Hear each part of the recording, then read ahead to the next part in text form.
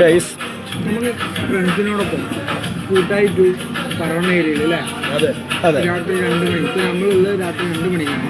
ഈ സമയത്തൊക്കെ വൈബടിച്ചിരിക്കാൻ പറ്റിയൊരു അടിപൊളി ഫുഡ് സ്പോട്ട്.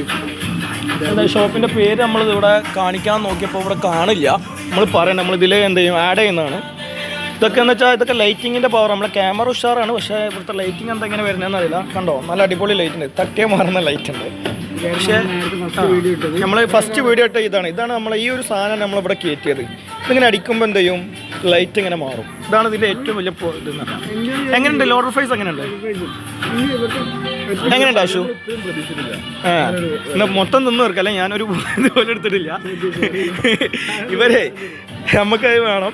അപ്പോൾ ഫ്രണ്ട്സിൻ്റെ ഇടയിൽ എങ്ങനെയൊക്കെ ഉണ്ട് ഇവിടെ നമുക്ക് കിട്ടാതെ നമ്മളെന്ത് ചെയ്യും, ഒരു പകുതി പോർഷൻ തന്നെ നമ്മൾ പ്രതീക്ഷിക്കുന്നുണ്ട്. ഓ എന്താ എക്സ്പ്രഷൻ, ഒന്ന് എക്സ്പ്രഷൻ എന്താ? ഓ നൈസ്.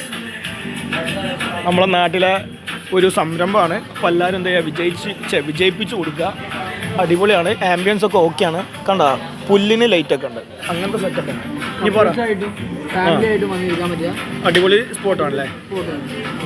നല്ല പുറത്തൊക്കെ വൈബും ഇളം മഴ. ഇപ്പൊ നമ്മൾ ഇപ്പൊ നല്ല മഴയുണ്ട് പുറത്ത്. ക്യാമറ കാണിക്കാൻ പറ്റുമെന്ന് അറിയില്ല, രാത്രി ആളുടെ മനസ്സിലാവുമെന്ന് അറിയില്ല. എന്തായാലും അല്ലേ, എൻജോയ് ചെയ്ത് വരാൻ പറ്റിയ സ്ഥലം തന്നെ. പക്ഷേ ആശുവിന് എന്താ പറയാനുള്ളത്? എനിക്ക് തന്നെ പറയാനുള്ളത്, നമ്മൾ വിചാരിച്ചതിലും കളയുണ്ട്. അപ്പോൾ അങ്ങനെയാണ് കാര്യങ്ങൾ. അപ്പോൾ എന്ത് ചെയ്യുക, എല്ലാവരും സപ്പോർട്ട് ചെയ്യുക, സബ്സ്ക്രൈബ് ചെയ്യുക, അപ്പോൾ ലൈക്ക് അടിക്കുക, ഷെയർ ചെയ്യുക.